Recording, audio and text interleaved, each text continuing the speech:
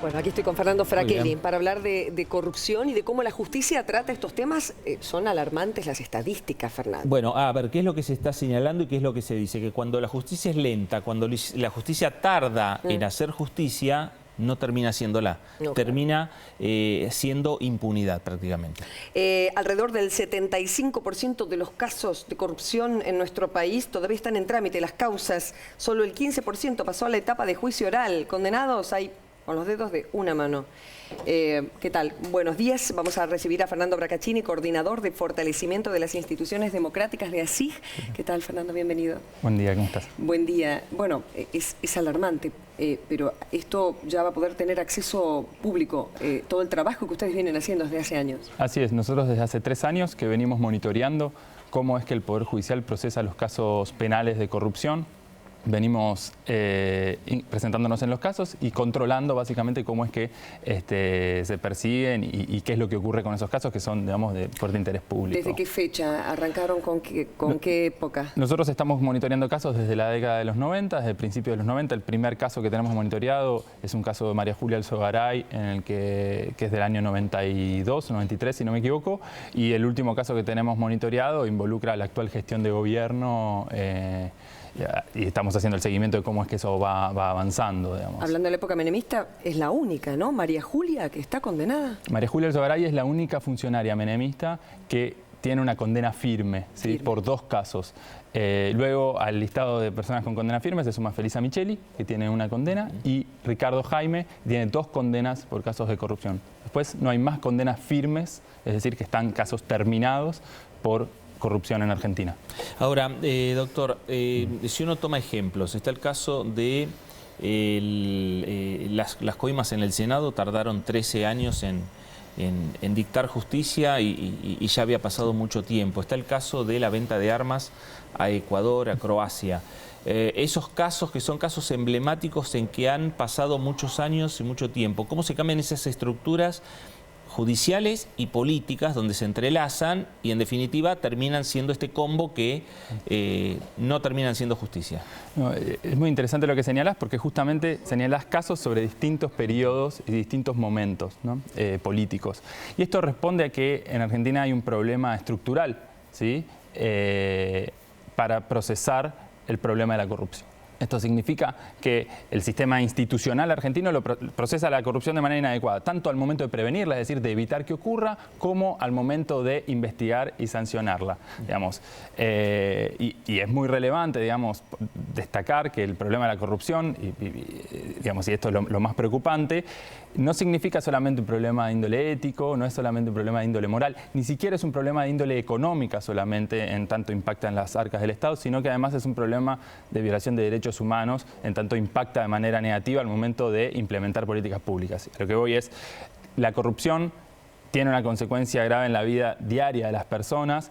Los casos más elocuentes al respecto son Cromañón y ONCE, pero hay muchísimos otros casos en los cuales podemos ver esta relación entre corrupción y derechos humanos, como por ejemplo casos que tienen que ver con la adjudicación de viviendas, con los insumos de los hospitales y demás.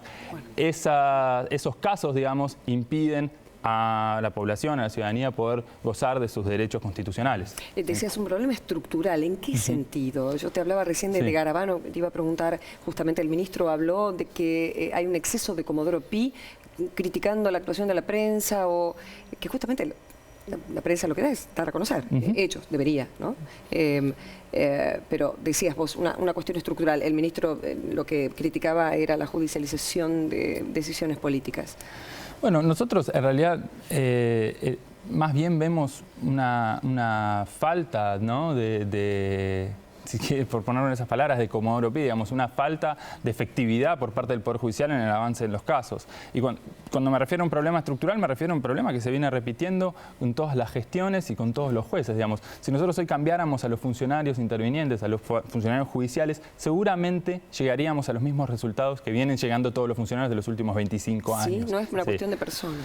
Digamos, sí, por supuesto que los operadores inciden en el sistema, pero nuestro análisis es que digamos, desde hace 25 años que venimos llegando a los mismos resultados. Hay casos que involucran a distintos jueces y que siempre llegan a los mismos resultados, se extienden a lo largo del tiempo. Hoy tenemos casos como por ejemplo el que mencionabas de la causa armas, ¿sí? Del tráfico de armas Ecuador y Croacia, que tiene 21 años de trámite, casos que tienen 20 años, 16 años y demás.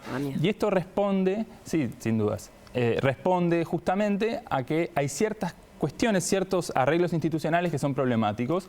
Y si quieren los menciono brevemente. Digamos, nosotros el primer problema que vemos en relación a esto, y es el más obvio, es el de la falta de independencia judicial, ¿no?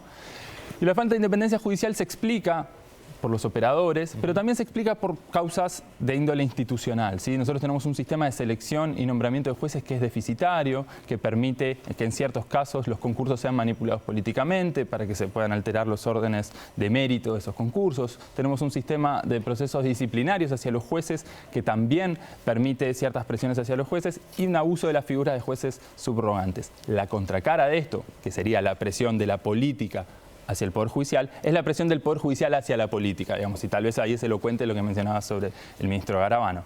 Y es que básicamente los casos avanzan y retroceden, no a partir de variables procesales o jurídicas, sino a partir de variables políticas. Y esto ocurre por la falta de transparencia del proceso penal, la falta de rendición de cuentas por parte de los jueces, es decir, qué es lo que hacen con los casos, y la estrecha relación que tienen Comodoro Pi, los jueces federales, con los servicios de inteligencia. Fernando, hay muchas preguntas, tenemos poco tiempo. El Observatorio de Causas de Corrupción, ¿esto va simplemente, digo, va a servir como para, en definitiva, que la ciudadanía esté más informada? Sin dudas. Como recién mencionaba, uno de los problemas de la presión del Poder Judicial hacia la política es la falta de transparencia y de rendición de cuentas. Nosotros, desde ASIG, y por medio del Observatorio de Causas de Corrupción buscamos justamente tratar de abrir esa caja tan oscura que es Comodoro Pi y tratar de fomentar la rendición de cuentas y que la ciudadanía pueda consultar qué es lo que ocurre con estos casos que son de interés público, es decir, son del interés de todos, porque como decía, se discuten allí cosas que impactan sobre nuestra vida cotidiana. Los funcionarios no deberían ser intocables, nosotros tenemos el poder de control y la presión, y una de las formas es metiéndose en la página www.causasdecorrupción.org. De esta manera nos informamos, sabemos y les exigimos a ellos que trabajen como debe ser, a favor y a servicio del pueblo. Totalmente, totalmente. Creemos que, digamos, el sistema y los problemas en materia de corrupción no van a cambiar en la medida en que la ciudadanía no demande esos cambios y no exige esos cambios. No va a surgir solamente del poder político ni del poder judicial, sino que es necesario sensibilización al respecto. Bueno, nos vamos a una pausa. Gracias, agradecemos. Muchas gracias.